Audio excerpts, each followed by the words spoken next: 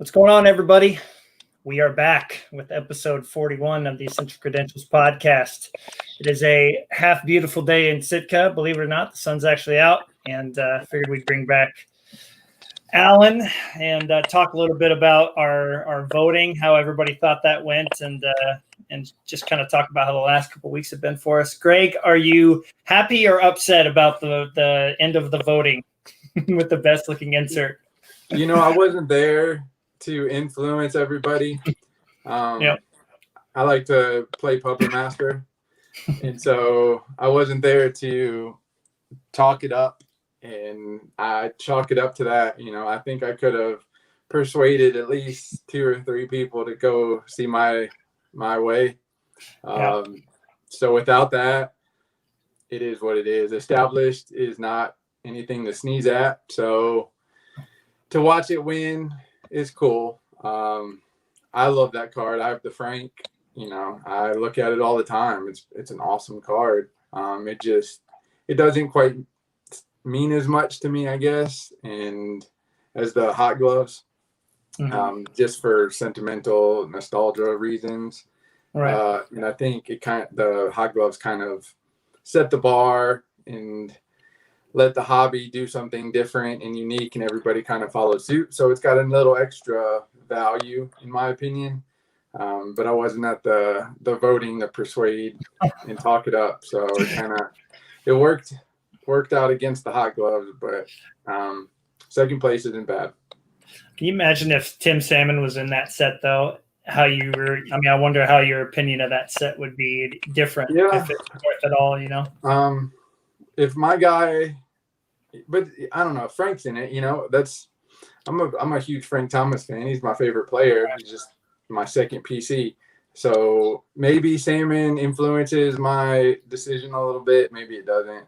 I definitely would love to see Salmon in a lot of these sets that the superstars are in, especially established. And I'm a sucker for Destination Cooperstown. The luggage ticket. Yep. If Salmon was in that set, it would probably change my view a little bit on that set. But I'm a sucker for something that's unique and different. You know, that's why I'm not a big fan of the modern stuff, because, you know, beating a dead horse here, but Bowman Chrome Red, Orange, Blue, Green, it's all just a different refractor. Yeah. And every year it's just a variation of the design. Yeah. Whereas Destination Cooperstown is a luggage ticket with a freaking piece of string attached to it. Like, when do you ever see something like that? So those unique kind of cards, like the hot gloves, it's unique, you know, something new, something different outside the box. Those are the cards that really hype me up and get me excited about something. So that's my reasoning behind it.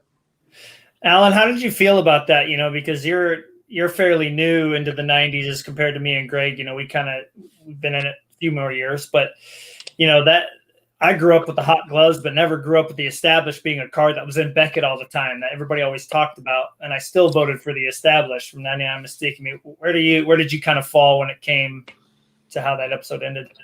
I don't think you can go wrong either way. Those are both great cards, you know, top cards when you think of an insert from that product or from that company. Right. I also think that uniqueness is something that marks the 90s. It makes the 90s what it is. The innovation of it, it's what sets it apart from a lot of the parallels in product today, like Greg was saying. And we actually had a quick discussion, just as an aside, about how well we think the 90s is going to hold up in the future when we're old and the generation behind us and the generation behind them have never seen any of these guys play. Like, is anybody going to actually want any of these cards, since they're not rookie card based? And we see how when there's an infusion of new collectors, the first thing everybody is drawn to are rookie cards, because that's the thing everybody knows. It never changes. It's relatively static, and you can find information on it pretty easily.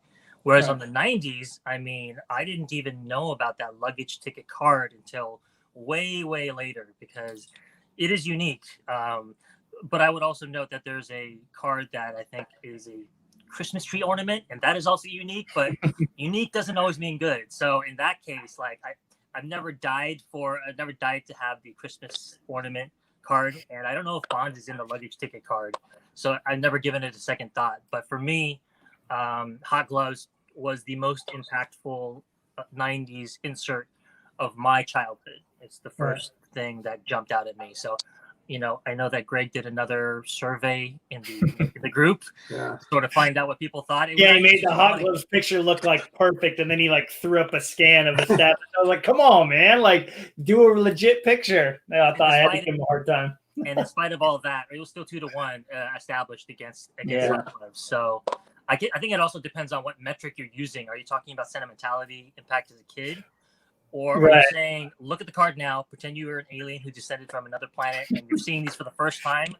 Yeah. What would you say? Because then I think the answer would be a little bit easier.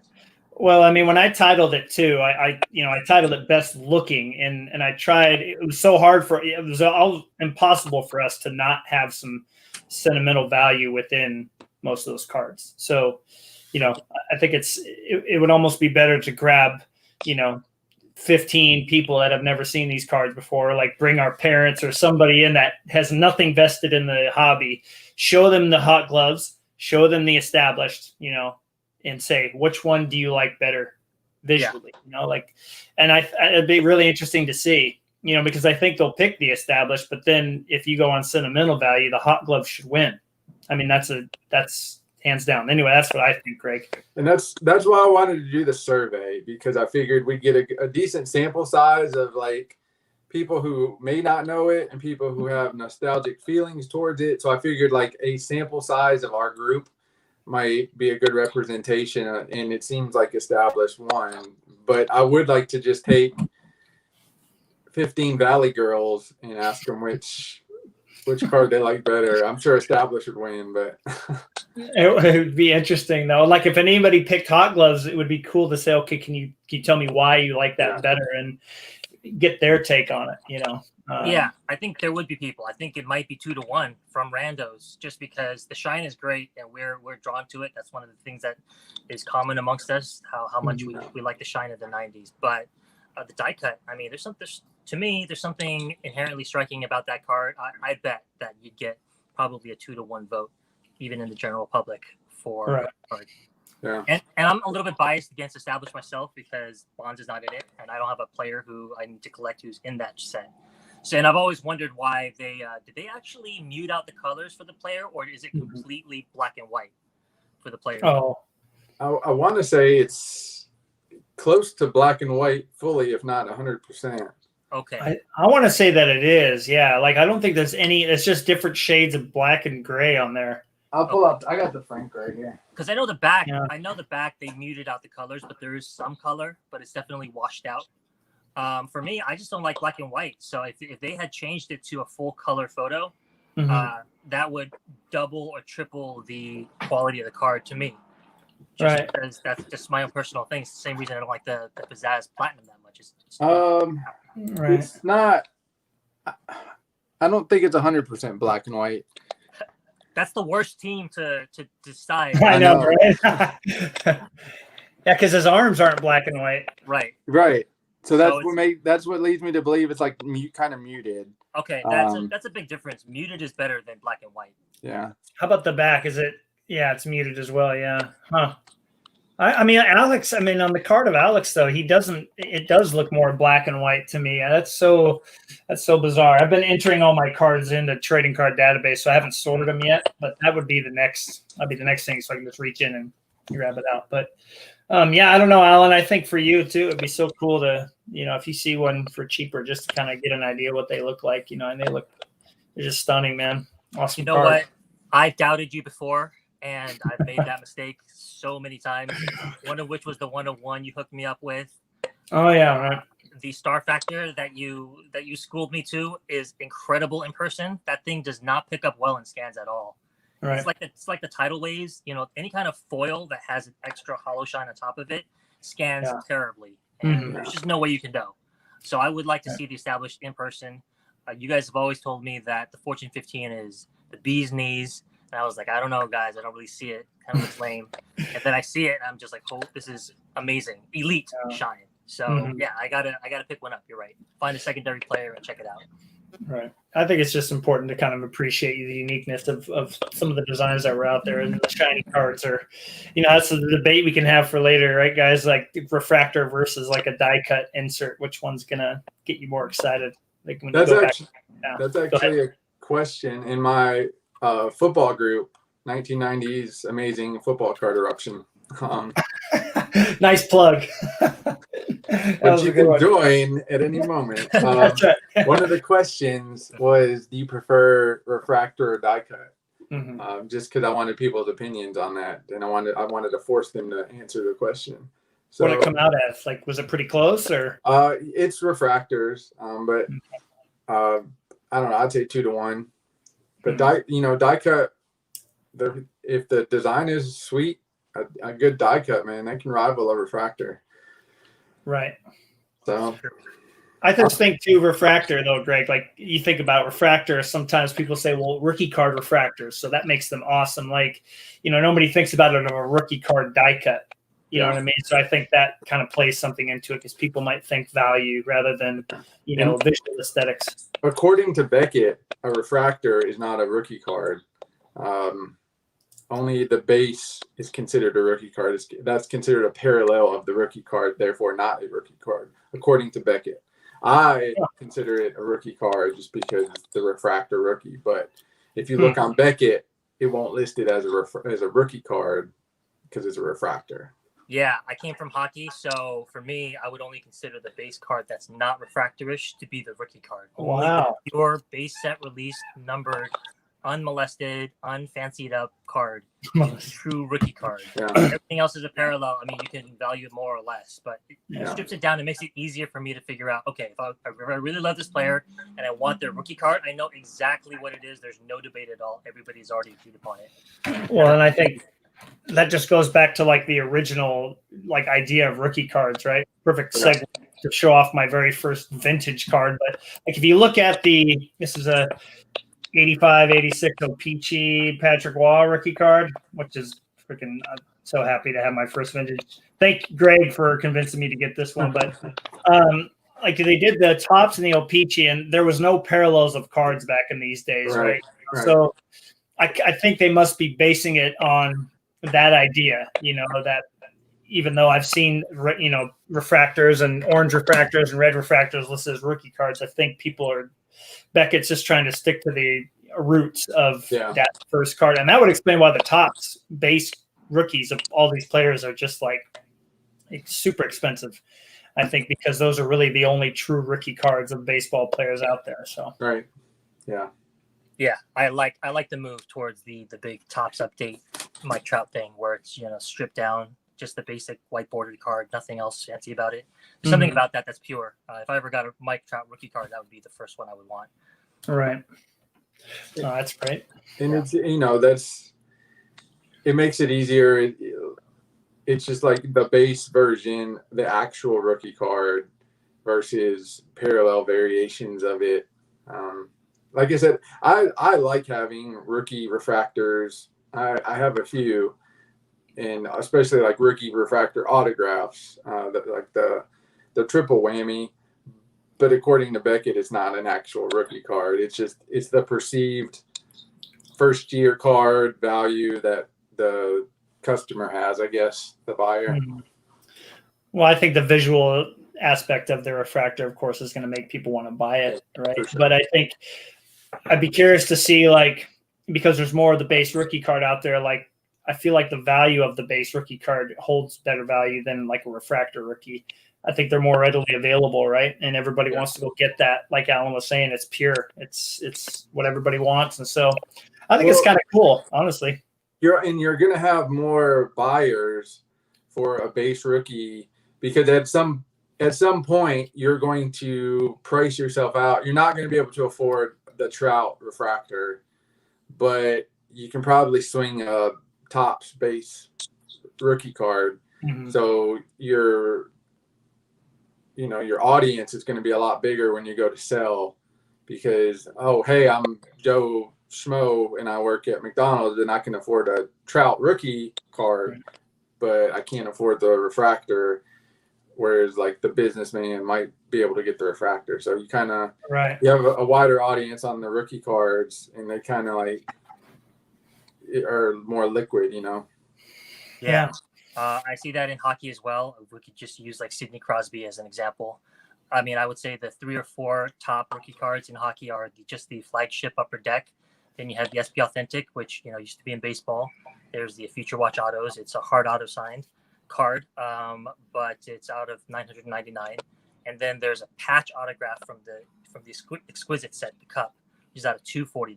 That's supposed to be the highest end. And then some people would include the acetate Upper Deck Ice rookie card at a 99 to be up there with the 4, but still the most sought after is the base Upper Deck rookie card, and they make tens of thousands of it, but every kid has a shot at it. They could just go to the local Toys R Us or whatever and buy a box, and it could be there for them. So the demand is way higher than all the other cards. And so when you compare the base Upper Deck Sidney Crosby rookie card, say it's like an $800 card back in the day when I was still collecting hockey, you would think that the SP Authentic would be many times, but it's not even double the amount of just a regular base run-of-the-mill rookie card. Right. No, I mean, I think you guys nailed it right on the head. I mean, because it's available. When I wanted my first Tristan Jarry rookie card, I went for the Young Guns, Alan. I mean, I kind of went to you and I asked him a little bit, Greg, like, okay, kind of get into the hockey scene with modern. Where do I go? He's like, look at the Young Guns first. So then the Cup and SP Authentic Auto were the next chases. And yeah, they were more expensive, but they were a lot harder to find. So there's a new Young Guns of him listed every few hours. And they always sell for like $15 no matter what. So it's pretty cool. I mean, it's really cool. And I asked Alan too, Greg, like, well, how many of these things are they printing? Why are they so expensive? It's just like the top baseball rookies, they're always out there, but they have a high demand. So it's pretty cool. I was going back to what we were talking about a little bit earlier about how are the 90s going to be in like 30 years for value. Will anybody care? Will you have your 93 finest refractors that probably will retain value, but will anybody care about the luggage tag Destination Cooperstown in 20, 30 years? Or is that going to just become like a $15, $20 card? And I had been kind of sitting on that, thinking about it. And I watched Gary Vee the other day. I was just browsing around on YouTube, and he was mentioning how there's a finite amount of older cards, like vintage, that are available, and that kind of falls in the same aspect as like some of the 90s, because those are like low print run, serial numbered cards. So some of them are gone forever, some of them are thrown away. It's not completely unlike vintage stuff where your mom threw away your cards, because a lot of people gave up on 90s cards as well, and they went to Goodwill. Who knows, where they're at in storage centers. So it's not, like I said, it's not quite like vintage, but it is similar in that people have misplaced their 90s cards and don't care about them. So it kind of adds to my thought about in 20 years, if the Hall of Famers are still well sought out, and you get publications listing like the top 100 players, and it keeps them relevant. The documentaries, the Jordan documentary blew his prices up. So there are certain documentaries that kind of make people stay relevant. They did a Griffey documentary. So it kind of makes me think, like, in 20 years, some of these cards could keep their value just by staying relevant in everyday life through publications and TV shows, documentaries. So I'm kind of hoping, for my sake, because I've got a lot of these cards, that they maintain their value. But it makes me feel good that Gary Vee kind of brought that sentiment of, like, there's a finite number of vintage cards and there's a finite number of 90s cards too. So there's a good chance in my mind that some of these cards won't depreciate it too much. But again, I don't know. So that's... Yeah, for me, I don't know. The one thing obviously that sets vintage apart is that when you were a collector during that time, if you wanted a baseball card, you had to collect that set. every single person who collected baseball cards collected, depending on how far back you go, there's 1, 2, maybe 3 variations of sets. That goes back to what we were saying about the sort of the universality, the universal love for the core rookie card. And that's why I think it makes the market bigger. That would be the big difference between what you're saying about 90s cards and vintage cards. But also vintage influenced the 90s, because after a while they overproduced the cards. So they made sure in the 90s to go out of their way to make very, very few copies of the cards that most people want. And so in many ways, even though it was manufactured scarcity, it's also true scarcity, because we've all seen how difficult it is to pull these cards out of a box. It's virtually impossible. And it's a completely different experience from how modern is, even though there are very, very limited cards. As Greg was talking earlier, maybe in the episode, a lot of them look, for the most part, the same, just the number is different. And you can always hit a very, very low number card in just a regular box. It just happens all the time. It's commonplace. So. Well, especially, for a guy like me who's gone into modern now, collecting Tyler Glass now, I do get excited about trying to complete like a full rainbow, which I was able to do. But you're right, it still doesn't have the same pizzazz, no pun intended, to some of the 90s stuff. There's you're never going to see a Laundry Tech card. I would love to see them do something like that again, or an established looking card, or one of those types of designs. But I think that goes back to the fact that there's only tops. If you give Panini a license, or if you give another card company comes along with a license, I feel like that would really just allow these companies to go compete with each other design wise. So Alan, we're talking about rare cards, and I feel like we've had this story that's been going on for a few months, and it kind of came to a beautiful ending. And I think when you obviously it'd be great if you could talk about that, but I'm really curious what you think too in regards to what Greg said. Like, do you really, how do you feel about the card being with you, and do you feel like that card, because of how tough it is and manufactured rarity and whatnot, is it something that's going to continue to be popular in 15-20 years? I don't know the answer to that. I've thought a lot about it. I think that when I was a collector of only like Barry Bonds rookie cards, I was sure that was going to hold its value. And I mean, it's hard to be wrong about that. It's been true throughout history. I think 1993 finest refractor is ironclad. It changed cards forever. It's the equivalent of 1952 tops to me. Cards are never the same after that set happened. It's iconic. It'll never go away.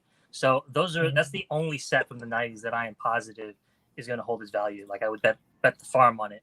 The rest, I honestly don't know. I think it also depends on the player, how much notoriety the player has, how popular they happen to be through the years. Some players like Ty Cobb and Babe Ruth, some players just happen to stand out, and other players who are just as good, or if not better, fell by the wayside. So the player matters a lot as well.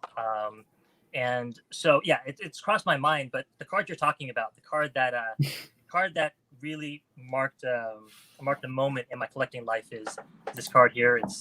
It's the 1998 EX 2001 from Skybox, Essential Credentials Future. This card is out of 99, and it is the exact card that I struggled with at the National. I wanted to buy it, but I thought that they were charging too much at the time, so I decided not to get it. And then, to my dismay, somebody bought it for basically almost 3 times the value. And then I finally, had a conversation with you guys, and you guys were like, I know you think it's like way more expensive, and it's hard for you to square like how you could have passed this up just like a year and a month ago at a certain price, and then now you have to pay 3 times as much. But both of you said there's a mental hump that you got to get over, dude. And once you get the card, you'll be past it, and you can move on from there. Move on with your life, I think was the way someone put it. And it's true. Like, now that I have this card has been keeping me up at night for months, 4 months. And I would say the last 7 months of card buying, almost every card I bought was in reaction to me not having this card. Like, it was insane. Mirror Gold that I bought was me not getting another card that I was hoping would fill the hole of this card. So everything sort of ties to this. And so if this card in the end is not worth more than a couple of $100, but we're grandparents and there's 2 or 3 generations of collectors behind us, I won't mind, because this card, it makes me happy. I was telling Matt, I do have a whole bunch of cards of other players that I probably eventually should get rid of because I bought them to get this card. But when I look at my set of 3 pinks and 3 greens of all these players, it's the one set that when I just look at it from afar, it makes me happy. So I'm not too worried about how much this card is going to be worth in the future. I am worried about the Mirror Gold and other cards that are popular now, should be popular now, are deserving. But I mean, very well could be worth just a couple of $100 in the future when we're when we're 90 years old. Yeah. So we'll see how that goes. It's a lot of unknown, with the 90s, because it's an insert. It's not a rookie card. It's just an insert. So there's a lot of unknown with it for the future, because our generation birthed inserts basically in the popularity of them. So there's not a large sample size for us to look back at, like a 50s card, to be like, all right, well, this has stood true the test of time. This is like brand new territory. So when we get older, 50, 60, what's it going to look like? And it'll just be new territory. So one thing that I think needs to happen is there needs to be competition in the sports card world. There needs to be companies pushing each other to be better rather than just putting out next year's variation of the refractor, because it's not doing us any good. Alan, you mentioned parallel fatigue. You need something different. So I think if we get a few different companies who get a license, then they'll start getting back to that cutting edge technology where they have to think outside the box and have some competition.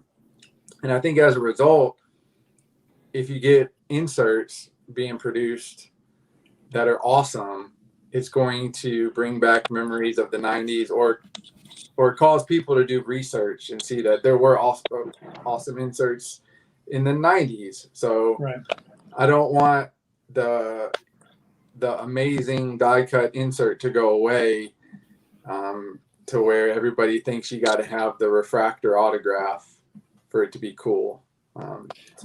If we do get some companies producing some really interesting inserts, I think that would be a good factor for our cards as well, just to keep them relevant and let people know, like, this was the start of the cool insert, like the rookie card of inserts.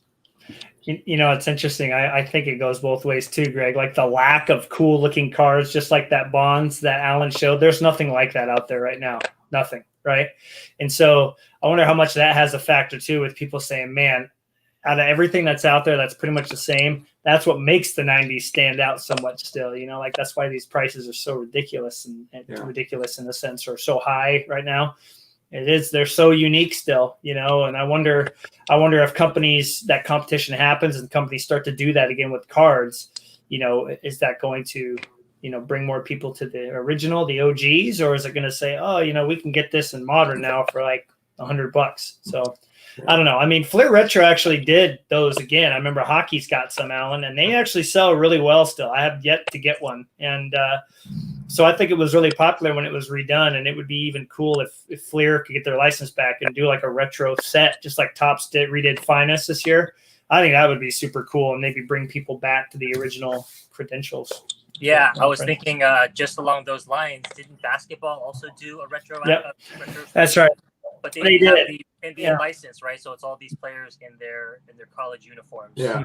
Pictures from their college days. They're still very nice cards, obviously, because they recall this iconic set. I do think there are some sets from that era that are going to be iconic.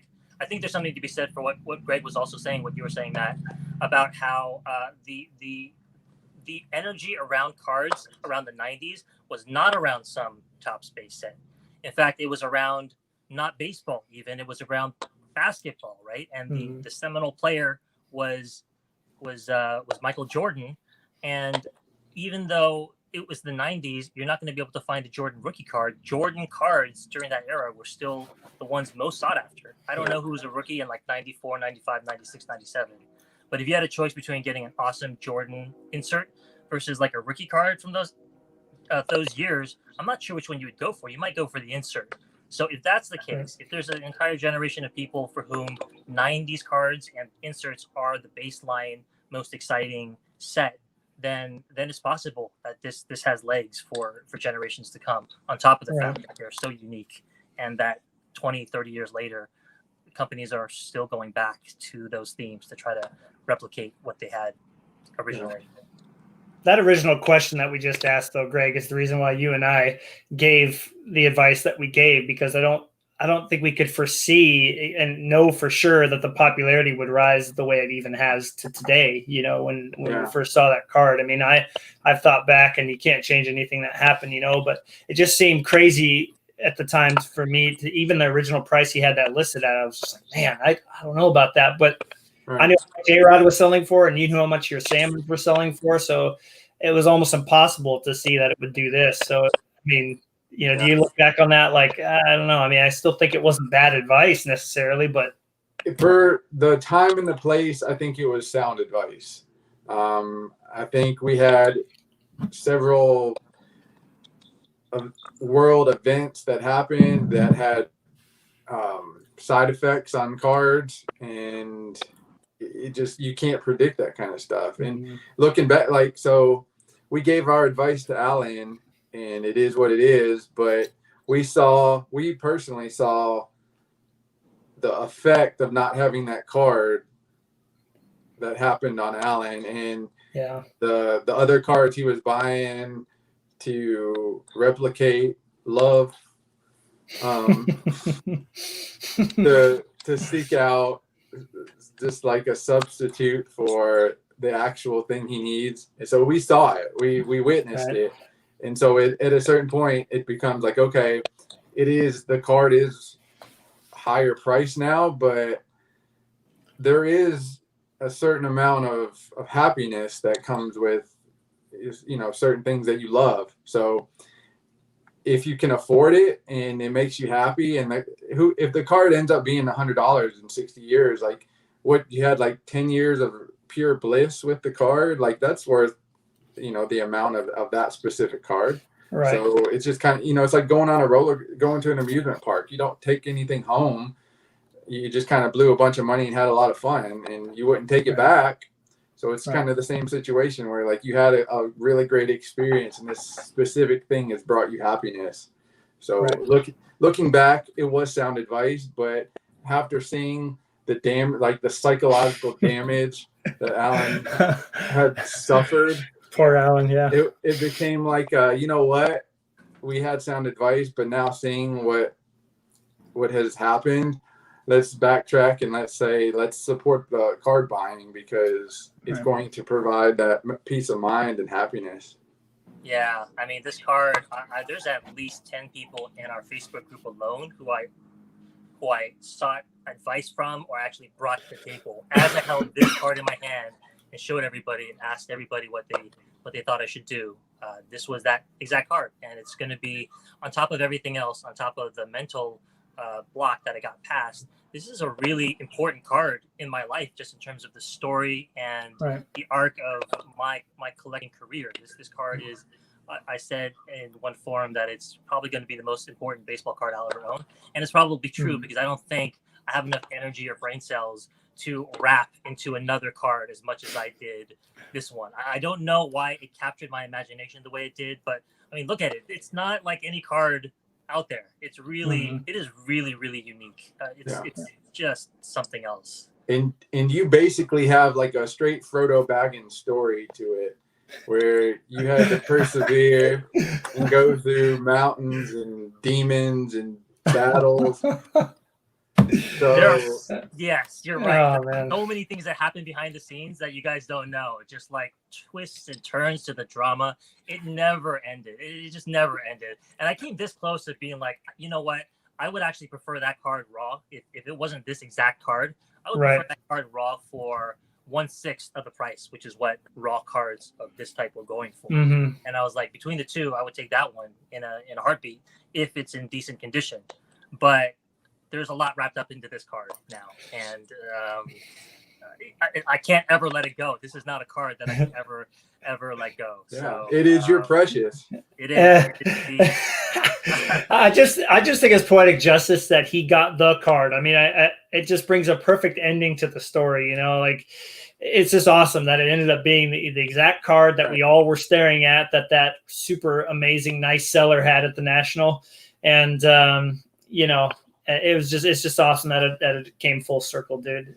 Because it bothered me just thinking about it, Craig. I don't know about you, but I'm like, gosh, yeah, it was good advice at the time, but just seeing what it was doing to Alan, I'm like, gosh, we should have just been like, just buy the stinking card, because we'd go home and for 2 straight days he's like, I don't know what I should do, you know, like that should have been a sign, like, you know what, Alan, just go get it, and we'll ask questions later, you know. But it's kind of cool how it all came back. And you know, when Alan's got grandkids running around, he's like, sit down, I'm going to tell you about this right here, and the saga that ensued after and when I got the card. So that'll be cool. If I could have just looked ahead, like even 1 week, I know, even 1 week past the National, I would have said, just go ahead and buy the dang card. Yeah, because I had to walk away from cards for a couple of months, I think, actually, for a while. It was a while, yeah. So, well, it's all done now, and I definitely do feel settled. Like I was just saying that there's not that many, you know, like I'm looking at other players now to collect, because I have a list of 50 awesome cards, and the Star Factor was on there. There's still sick cards, but I can just sort of sit back and let the cards come to me now. There are very few cards out there that are going to cause me to lose sleep. You know what I mean? Right. Like, I'm not going to be stressed out about most of these cards. When they come, you know, and I do believe a lot of them will lose a lot of value in the future. And so they will come cheaper the longer it takes me to get them in a lot of ways. But my desire to get them will never change. I will always want them. I was talking about how lucky I am to be able to collect these cards of my favorite player. 90s cards are so beautiful, you know, and I didn't grow up for most of the coolest era of the 90s. So I'm discovering these for myself, and I could collect a whole lifetime of cards just from the 90s of Barry Bonds. Probably never be finished. So, you know, I'm in a new, good, more relaxed place now. That makes me wonder, Greg, because for me, I think I know what you would say, but what was the last card that I mean, I don't know about losing sleep, but one that you know, once you got it, to quote Pepper Stark, you can rest now, you know, like what was the card that you got and you're like, okay, you know, like no matter, everything is just a cherry on the sundae from this point on. Yeah, I recently got mine, which Let's see it. Yeah. Yeah, dude. Wow. Yeah, there's it's 43 of these. I got the pink like 2 years ago, so I wasn't sweating that one like Alan was. But this one I was looking for, and so a set collector beat me to the punch. So I messaged him and I offered him a price that I thought would be a good persuasive price, but he still said no. And later on, he ended up making a purchase that he needed some extra cash, and he hit me up, and I was like, yeah, my offer is still valid. That's the first one I've seen in probably 3 years. So I do feel a little complete having that card now, just because that was my number one for quite a while, and I hadn't seen them. So I have a little bit more peace of mind, and my salmon list is getting increasingly smaller as the days go on, because it's kind of like a slow check mark. I understand how Bruce Toney has everything now, because this is like after a certain amount of years, like you just find them, like stuff just ends up popping up, you know? Yeah. Well, Alan, you got to see mine. You know, you remember which one I was on the search for at the National, and I actually surprised Alan when I called him on a video chat. It's like, hey, I got to show you this little card I got, and that was pretty cool to share that with a friend when I got that Quantum Leap, and it had a great story, and you know, only one person owned it before, and so yeah, I think ever since I got that A-Rod, I kind of slowly backed off. And yeah, I've been really fortunate to get a few cool ones, but I feel like that was kind of like the ultimate card. And I've got another one, but I have kind of made up my mind, unless I get lucky, I'll never have it. And that's okay. You know, there's always so many cool cards out there to go chase still. So, but yeah, that's awesome, dude. I know you got that within the week of another salmon, right? Didn't you send me 2 pictures like within a couple days of each other? So I got all 3 in like a week, and that's what happens. There's nothing for months, and then suddenly everybody wants to get rid of their rare salmon. So here was the second one. This is the Super Rave, numbered to 25. So sick, dude. Yeah, it's amazing. So what's the biggest difference? I've never actually seen one of those in person. So I mean, is it just more sparkly on the foil? Is that the only difference? Yeah, it's the sparkle right on there. That's basically the gist of it. This card doesn't wow me, you know, but it's one of those, like, it's a rare card. I do like the picture and the colors. It's not something that was on my top 20 even, but the opportunity presented itself, and I was like, you know what, this is a rare card. I'll probably never see it again, even though it's not anything that's gonna give me dreams. It's something that I want to own just as a salmon collector who has rare cards. And then this popped up. Awesome, dude. Crazy. Yeah, One after this another. is 63. This was actually on my top 10 list. So when I saw it, I was like, oh yeah. I really like these cards. They're, you know, that throwback. So it's just, they're really cool.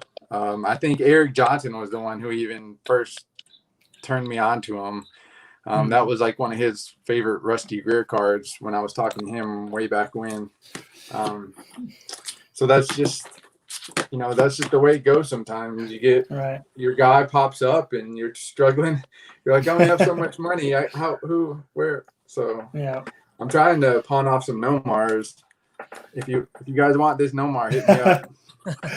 I know. I saw you listed all those, man. I was like, oh well, he must have got something. So you know, we see what you got. Yeah. That's cool. Hopefully, I'm sure you're not gonna have any problem moving those. You know, that's funny because like 3 or 4 of them you listed, I still don't have Alex. So it's too bad you don't collect A-Rod on the side. That would have really helped me out, man. Yeah. But go ahead. I've got a pretty awesome Nomar collection. I didn't mean to. It just kind of happened that way. I just kept buying them, and then now I have way too many, and I want to thin it out a little bit. I sold about 10 of them, so that was nice, but I need to sell about 100 more. You were filling the void just like Alan, Greg, because your yellow credentials are showing up. You're like, guess I'll buy some Nomar, you know. And I'm getting ready to throw some Andrew Jones up as well. I'm kind of done with him. That's good. So those 2, I think. I'll keep like 1 or maybe 10, but that's right. 1 or 10. Yeah, that's right. 1 or 10 I'll keep, but for the most part, I want to thin them out. My boxes are getting stuffed to the gills. I need some extra room for cards that like really, really are in my core epicenter of collecting. And some of these cards are not. They were just kind of like filling the empty void in my love list card collection. So it's funny. It's funny though, isn't it? Because like you get some of those amazing cards, and you're like, yeah, this is what I really wanted in the first place. So now I can jettison all these. And Alan, you'll get there, man. Just you know, it took Greg a little while to get over his Nomars. So maybe by the end of the year, you'll finally be at the point where you're like, oh yeah, this bond's popped up. It's time to jettison some cards. So. It's long past time for me to jettison some cards, so I just need to get on it. You have to break your attachment to the card first. So that's one key step that has to happen. And so for a lot of the cards that I need to jettison, I haven't broken that bond yet. So that card is still mine and it's in my heart.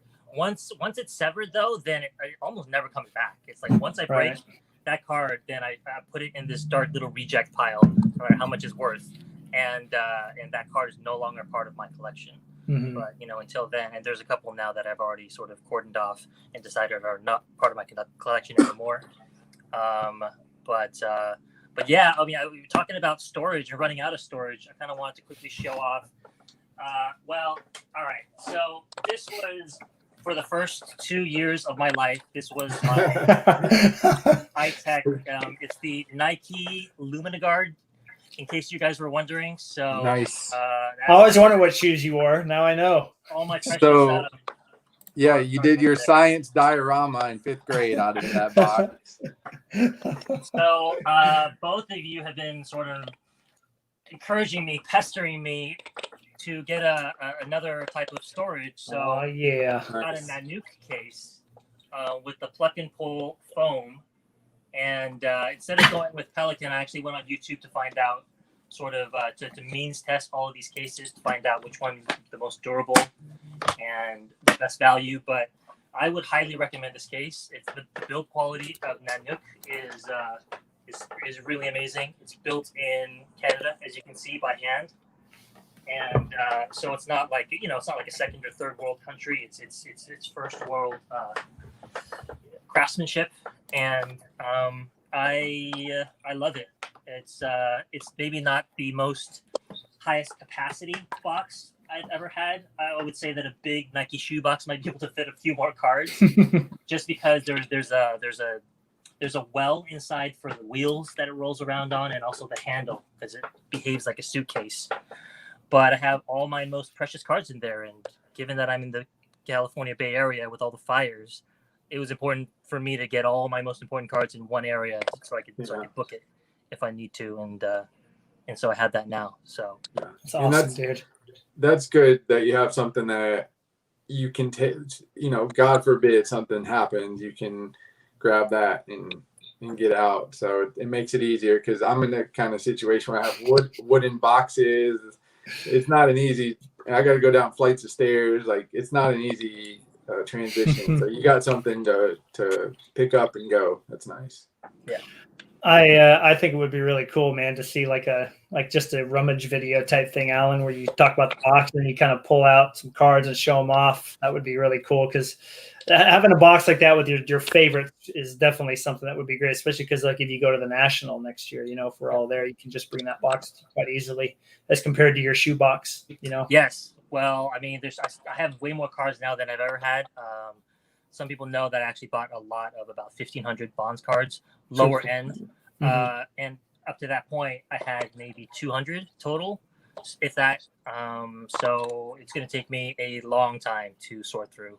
And I know that the two main ways of doing it is the trading card database and Beckett, which I'm a little bit more familiar with. But if we do a little show-off lightning round, it has some cards that were in that batch of cards that were kind of like secondary, that I knew I always wanted, but never went out and got, because I figured it would eventually come, and I'm glad I didn't buy it, because they were all in the 3 row boxes that got sent to me. You want to show a few of them off? I see you have them there. Let's see them, dude. This is the last one of the prize collections. This is the last one I didn't have. Nice. So it was there, and I was glad it was in there. What is this set? This is the Leaf 50th anniversary set. Yeah. That's at a 560, I believe, or is it 480? I can't remember, Greg. It's one or the other. The Leaf. That I believe the actual card you're talking about, Alan, was just the Leaf, like a subset out of Leaf. It was. I want to say it was just like one of the end cards, but they did a prize collection of it, because that was just a plethora of different cards. Oh man, that's an awesome card. Oh, this one was that was the silver embossed or regular? The one. This was the regular. So is there also a test issue? Because somebody in the main group mentioned that there's like a test issue version. Yeah, if there's an embossed, then I assume there's a test version. Okay, I have the embossed, the pack issued one, and then I guess the regular silver as well. You guys saw the victory out of 100. This card was something I've been wanting to find for a long time. Nice. I just couldn't find it for the price. So cool. This was one of the first 90s cards that I ever wanted when I discovered the genre. If we do like a tops insert list, that's got to be on there, right? Yeah. I feel like that has to be on there. For sure. And somebody in the buy, sell, and trade group just sold, I think or tried to sell the Griffey of this for like, I don't know, $500 or something. I don't know what it was, but there's like hundreds of these. So Well, I've always wanted one. each one is based on the so that one is what? Is that on base percentage? This is his power index. So Okay. 31. Yeah. I think that's So, supposed to be it. Yeah, each one there's like 3 different ones. One will be like a batting average, and one could be like the on base percentage. On base. Yeah, Yeah. and it's numbered to the actual, stat. Right. I just got the Frank for $6, the on base percentage, which So is like cool. I think there's 1032 of them. And I was talking to Greg about his favorite. Is this your favorite? One of your favorite years of Finest? Yeah, that is my favorite, 96. I don't get this set at all. I was totally confused. Greg finally explained it to me. He said, "Don't even worry about the writing." I just keep calling it the writing up top. Like those words, they bother me because apparently you're not supposed to focus on those. It's just gold, silver, and this is the bronze. That's all you need to know. Yeah. It doesn't matter what it says. Yeah. That makes it a little bit easier. Yeah. On that set, you can get confused. A lot of people get confused on the subsets, but if you boil it down, it's just bronze refractor, bronze, silver refractor, silver, gold refractor, gold, and that's it. If that's it, then that's easy because there's a sterling writing on it, and then you get the gold sterling, and I was just like, this is way too confusing. There's no way I'm going to be able to know all the combinations. That's funny. I got the what is this? The extra edition sort of Sports Illustrated cards. Love those, dude. What about these? I was just saying, I was on a big Sports Illustrated kick about a year ago with the extra editions and just the photography. As a kid, I did not like them at all, but as an adult, just like the covers, like that cover picture you have, that like just does it for me because it's like a mini cover. I love those cards. I actually got my Frank Thomas Griffey case. Is the Yeah. And he has that. There's a card of that too with the extra edition, right? Yeah. Awesome. And then 2 more baby ones. It is not the 1 out of 50. It's the double out of 2000. But we talked about those a lot at the National. Remember, we were tracking those down of our guys, and we could find them. I do. I found mine there. And then this one, everybody. Oh, very nice. So nice, dude. So these are the baby cards, I guess you could say, that I dug through. I mean, anytime you get a huge lot of your player, you're always wondering what kind of treasures are buried inside. And right. Those were some of them. I have some bigger cards too. So.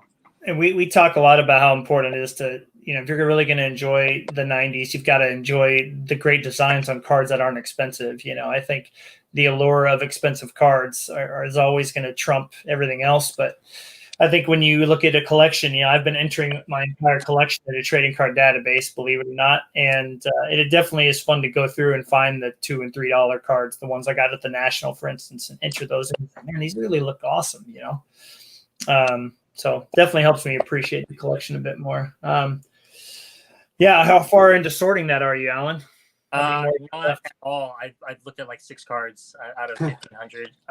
It's like a nightmare. I had designs on getting way more lots and being like some of the movers and shakers and grading all these cards and selling them. I can't even be bothered to open like one of the row boxes to find out what else I have besides some of these basic ones. I was saying, the 90s, they're impossible to decipher. You need a master's degree in it in order to feel like you're not getting taken, for a ride. I'm new to this still. I looked at these cards and I was like, are these valuable cards? It turns out they're not at all about. They're like not even.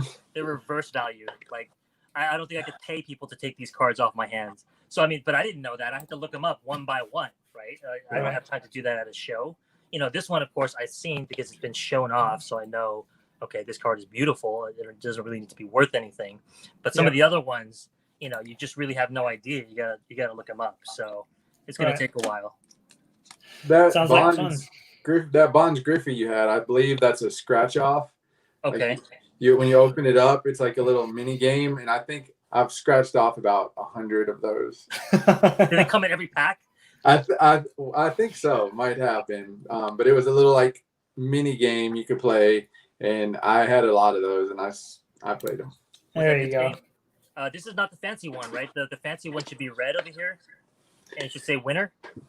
Yeah, those I don't have a lot of knowledge about those, honestly. I got none either. Okay. A-Rod wasn't in that. So vast. You guys pop off ridiculously intricate 90s information off the top of your head. It's amazing for a new collector to see. It's truly something to behold. So we have a lot of knowledge in the group. I've since abandoned. I feel bad about this because this is one of the cards that I really liked early on, and your friends' opinions influence you. And I had two friends who are either the biggest supporter of Pacific and the biggest detractor. It's like, You mean Greg, the biggest supporter of Pacific, right? Look at him smiling over there. It's your favorite company, dude. good versus evil. I don't hate Pacific. They're just, it's not. We're like the angels on his shoulder. I'm like the angel dressed in white, and then you got Greg over here like, don't buy it. It's terrible. Yeah, it's funny. I was telling Greg I almost bought this card for like $100 because it was from Four Sharp Corners, because this is one of the cards that I pulled as a kid from the set, and I've always wanted a totally mint copy of it. And one of the big sellers on eBay has it for ridiculous prices. And during one of those lulls when there's nothing coming in, I almost spent $100 on that card, which is just stupid, because that retailer has an agreement with PSA actually, where they have PSA open all the packs for them, and then they get charged per PSA 10. So anytime they find a PSA 10 within those packs, they slab it, and then they charge the retailer for it. So you can imagine there's a lot of incentive to. That's, I don't know. That's kind of. I know. Yeah, we shouldn't go. Let's not go into that. Maybe we shouldn't go there. I think biggest thing is that you're enjoying the collection that you got, man. I think that's awesome. You're going to be able to discover some cards that you've never seen. Well, hey, there you go. See, gold medallions. Medallions, right? Yes, very nice. It's awesome, dude. All right. So enough of me. What about you guys? Well, go ahead. Real quick, make sure on those slideshows it's the inverted one. It's not the inverted. Okay. He's swinging. His backswing is the proper one. Okay. He's are finishing cool. to the right, so Yeah. as he should. Greg, are the inverted ones like short printed or something? Or Yeah, I think it was an error. I want to say it was an error. I don't think it was a purposeful short print, but the errors were corrected, obviously. So okay. the amount I've got about, I want to say 10 of those in salmon, and I only have one inverted. So I've only seen maybe 3 or 4 inverted salmon, but I've seen literally hundreds of the regular. So Okay. I want Gotcha. to say it got corrected fairly early. Okay. Cool. Gotcha. Well, I'm kind of in that boat of a couple things. One, like buying different things. Obviously, I got my Glass Now collection, which is super cool because it gets me into modern and it makes me look forward to that. But I like to collect a few cards of players that I really, really like. And if any of you guys are basketball fans, the Miami Heat are doing really well right now. Nobody expected that, I don't think. And my boy is Duncan Robinson. So I've had a lot of fun picking up some mosaic cards of him. This is like the silver prism refractor. Of course, there's no light. So hopefully, there we go. You can see it back here. This set is so cool that I had to go look in the football realm of things. And when I sent, this is the center stage. When I sent a picture of this card to my dad, I don't know if I can get the light to hit it back here, but he freaked out. This card just looks incredible, man, with the light on it. My lighting is terrible. I just saw it shine. Yeah, but there's so much shininess to it that I couldn't pass it up for $10. I mean, the card just looks amazing. So especially having the logos, it makes me wish Panini had the MLB license, because I feel like they would really be that competition that Topps needs to step their game up. I'll tell you, I've seen some really interesting case hits from Panini on baseball. The night, even football too. The night moves, the color blast, the kabooms. There have been a few things where I'm just like, man, like those are really interesting. Like downtown, that's another one. Yeah, downtown. Yeah, football has Panini has the football license, so I can get some Barry Sanders in some of these, and they're really awesome. Right. If Salmon and Frank, if the license was there, I'm kind of like slowly losing my will to avoid some of these Panini products. I hear you, dude. Because it's just like it's night and day compared to Panini and Topps. You see some of these like Panini case hits, and you're like, wow, I would like to have that. Versus a Topps orange refractor that you're like, yeah. Yeah, I'm not there because it's fortunate that they don't release modern cards with bonds. I don't know what's going on with that. Maybe he didn't sign his license with the card companies, but there hasn't been anything coming out besides in like a Flawless, I think, like one particular set. There's some bonds cards, but for the most part, he's not being released in all the top sets. Well, I will say this. I have a picture of this card I took on my new phone, which, Greg, you were right. I'm having so much fun with the sweet lens. But this is the type of stuff that I feel like I would love to see Topps go to. You know, like, yeah, there's no logo on there, but look at the design and the texture and the way that card is sick. I was more excited to get that than I was, any refractor from Topps because it just looks so unique. Yeah. And so that's what you're saying, Greg. It's hard to stay away from it, and not get drawn to baseball, even though there's no logos. It's just, there's so many unique designs with it. And it's fun to kind of start looking for that stuff, especially because it with football, you know how cool some of those designs are. Yeah. Like here's one in particular, like my Barry Sanders. Yeah. I mean, like Topps just doesn't do this, so there's just, these designs are very, very cool and unique. It definitely reminds me of the 90s. Mm-hmm. So Topps just is not messing with that. That Gosnell, looks awesome. They're doing kind of the prisms so that it's kind of similar to refractors, but they're also adding really awesome inserts, and that Topps is really not doing that. They've got these random, inserts that they'll like, it's almost like they're obligated to produce them. So I see some of these like prospect inserts, like pipelines or whatever, and it just feels like an obligatory, like we got to put something in the packs. Whereas Panini is like working to make these inserts really awesome. So it would be nice to have some competition. Well, I mean, a perfect example is this right here. You know what I mean? This is the 101 Emperors of the Zone. I mean, this is like one out. I went and looked up the odds. I mean, it's crazy. This is obviously a really rare card, but the only difference is the color of that, and this is foil down here and up here. Yeah. Like, it's not embossed. It's not like this part's not shiny. So I feel like it would be awesome if Topps, even with some of their parallels, would go the extra mile to make them really stand out, and for me, obviously I got this for $10, which I feel like is an absolute steal still. But can you imagine if Topps did case hits, where a card like that, the 101 had all this sparkly foil and was die cut or just something really unique? I think that's where they're lacking. And I mean, geez, I feel like that would make the collectability of their more modern cards really, really high as compared to, the Panini stuff. So I will say Stadium Club has some pretty cool inserts, but the problem is they make them the parallel. So you got like the Stadium Club red, the Stadium Club orange. So it's like they're not in and of themselves rare, but they do the parallel that is rare. I just wish the actual insert, like the one insert, there doesn't need to be a parallel of an insert. It just needs to be one insert that's really, really awesome, and it's hard to pull. It doesn't, the variations are just overkill of everything. So it's just, you create that like, wow, I want that card. That's what Panini do. The case hits, the Color Blast, the Kaboom, the Downtowns. You're like, wow, you don't need a parallel of it. It is the rare card, So the design itself is awesome. The rarity is there.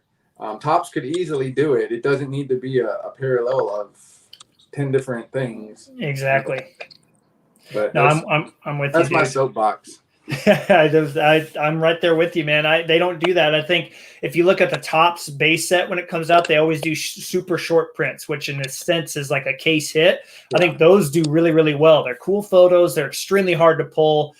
So the collectability is very high for them. You know, I have one Ichiro, and that's in his All-Star jersey 2001. Great memory, really tough card. Love it. You know, I love that probably almost as much, if not more than that 101, just because, you know, of the idea of it being such a tough pull and it being unique. So honestly, I like the photo variations way better than I do a parallel of an insert because you're seeing it's like my thing with 97 Platinum Medallion. That was like a photo variation of the base card. And so to see something like that, that's like one in, let's say, 1,062 packs or something. Like that is a hard card to pull. It's just a photo variation. It's simple. But that's the kind of stuff we're looking for, is just something unique that's not the exact replicate of its brother, you know? Yeah. What do you think, Alan? Yeah. I totally agree. I know a lot less about this topic than you guys. I really dislike cards that aren't licensed. But for example, the one you just showed me, it's beautiful from a distance. Like I just wish it were a licensed card, because that blows almost anything out of the water that's licensed this year. I mean, I just look at the cards that modern people pull from those blaster boxes at Target. I can't even tell the difference between each year. To the untrained eye, not only are they the same, but they're really, really boring year over year. And the one thing I also independently arrived at was that the photo variations are awesome, because that's not lazy, right? They had to find another photograph that is just as good, is interesting, and very, very different from the main one, and then slip that in there as as a stealth insert. That type of thing that is going to resemble the numbered cards of the 90s, I would say.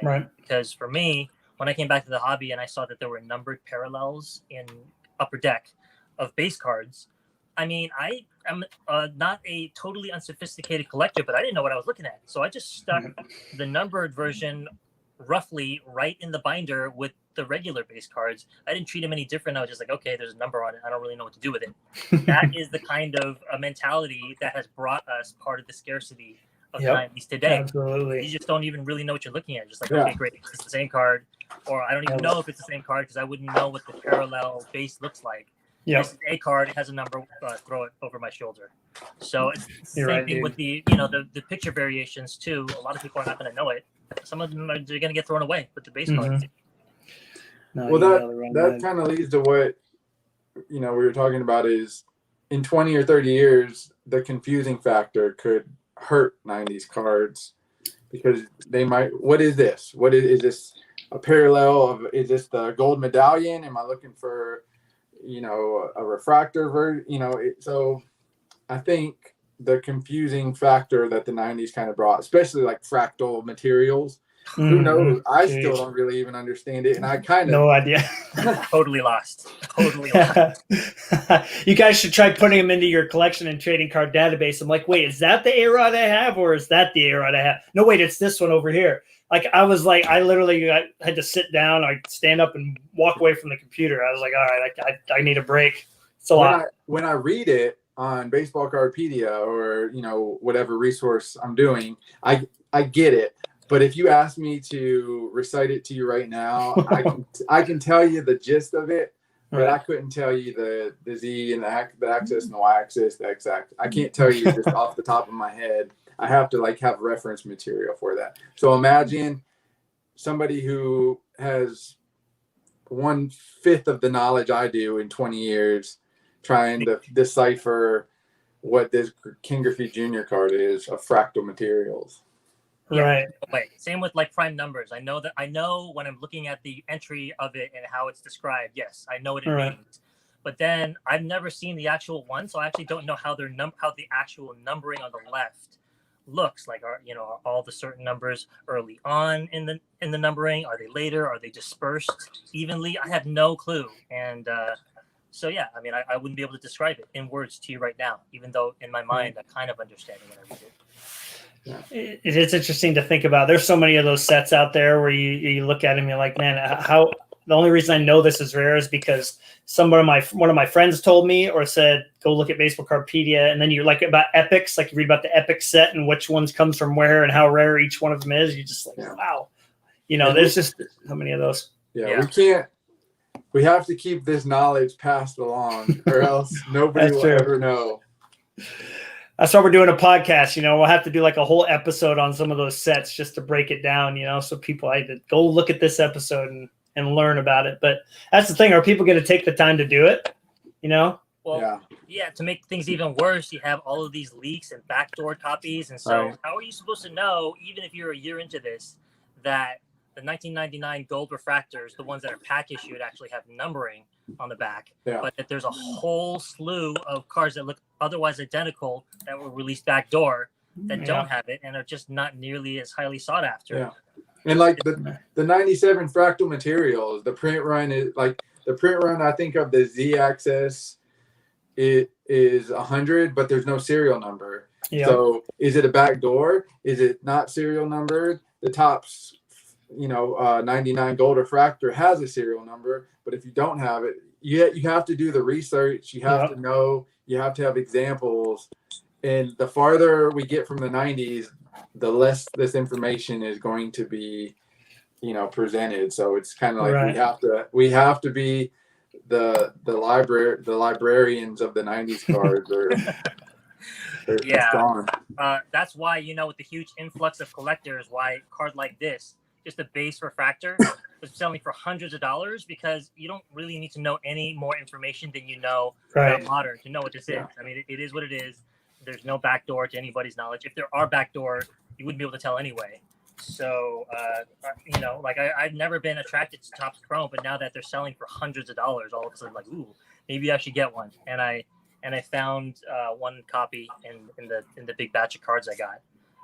It's funny you mentioned the fractal matrix, Greg, because I have a stack of A-Rods that I couldn't find on Trading Card Database, and look what was in that stack. I'm serious, man. I found the unnumbered one, but there was like the way they have it listed, there's all these different, subsets, and this is out of 100, but it's not numbered out of 100. So anyways, I probably could have found it, but I wanted to keep going and get through all my boxes, and I would just set that one aside. I'm like, I'll get to that at the end, because it's pretty confusing, for sure. But that's that. You definitely need like a reference guide for some of these. Yeah.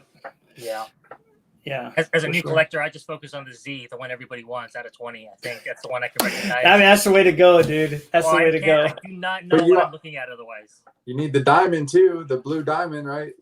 Yeah. Maybe. You can buy that Griffey that's up in the group right now, dude. It's only like a couple $100. No idea what I'm looking at. Yeah, exactly. But I mean, that's one thing that's been interesting about seeing collecting from your viewpoint, Alan. Hey, there we go. Yeah, I wouldn't if I were at a dealer right now, we hadn't had this conversation, and they offered it to me for $500 or for $5. I wouldn't know which one's closer to the price I should pay. Isn't that like the hardest card to photograph, Greg, to make it look nice? It is. It's like it's got like a cracked ice kind of thing, but it doesn't shine. It's more of a like glaze. Mm-hmm. It's almost impossible to photograph. Right. And I was going to say too, Al, I mean, that's what's cool is you're not just going to go get a card because people say it's rare. Like you have to know about it fully, and you have to visually be like captivated by it. And that's been pretty cool because Greg, I think you can attest to this. When you first started buying up Franks and Salmons, you went for those ones that were like, ooh, like you didn't go for that one necessarily unless you wanted something rare, but you grabbed the cards that really just stood out visually, or ones that you remember from when you were a kid, like a Hot Gloves, right? Yeah, it was like I started back from what I knew, and I got that. Like I think my gateway drug was the 93 Finest Frank Thomas refractor. Right. That was like I got my tax refund, and I was kind of like feeling baseball cards again because I was in comics, and I was kind of getting bored with that. So I kind of was cycling back into cards, so I went straight to what I knew, which was 93 Finest, and up to 99. Right. And that's where it started trickling off with more research, where like something like the Diamond Access, I was like, oh, that's even more, underground. So it kind of, you start back to what you knew, and then you start branching off from there. All right. All right, for sure. Well, hey guys, it's been fun catching up with you guys and just chatting cards. I think this has been really cool, Greg, this newer format where we just kind of sit down and see what comes up.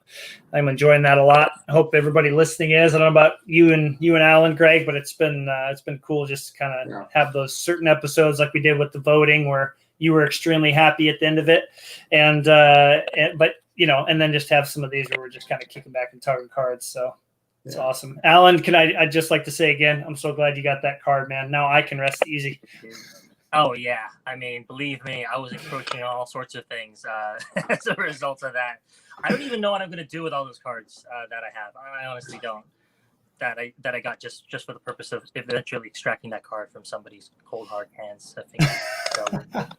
We'll see. What was it like the last 5 minutes of the auction? Because I know when Greg got the Red Crusade, I think that was the last time I was nervous for a friend getting a card, and I was nervous. And we know how that all turned out. Greg got to pay way less for it than he bid for sure. But what was the last few minutes of that auction? Was your heart beating through your chest? I was actually pretty stressed out for the last couple of seconds, but for most of it, I'm not stressed because I put a number so high that I know I'm not going to lose it. Oh, good. I was going to win it no matter what. It could have been really, really bloody, right? But I mean, I was going to win it, and I did. So that was no surprise. It was just a matter of how high it's going to go, before I finally win it. And so that was definitely stressful. And it didn't sink in. It took me a while to really realize what had actually just happened. Right. I remember telling Greg, I'm like, he has to win this card. And all Greg said was, he will. I was like, all right, well, I mean, if you're not stressed about it, I'm not either. So I just kind of what did I say to you? I was like, well, how did it go? And you're like, something like, yeah, it's mine. And that was it. And then you kind of took 5 or 6 days to de-stress from the whole thing and then came back to reality. So that was awesome, man. Well, I know we got to run off and do some stuff. Go Hawks. I'm going to go watch that and see if the Heat also win. And hope you guys have a great rest of your weekend, huh? Yeah, sounds good. Guys, for sure. A lot of fun. All right. Let's do it again. Thanks for joining people in the chat, and we'll see you in another week or two. Later.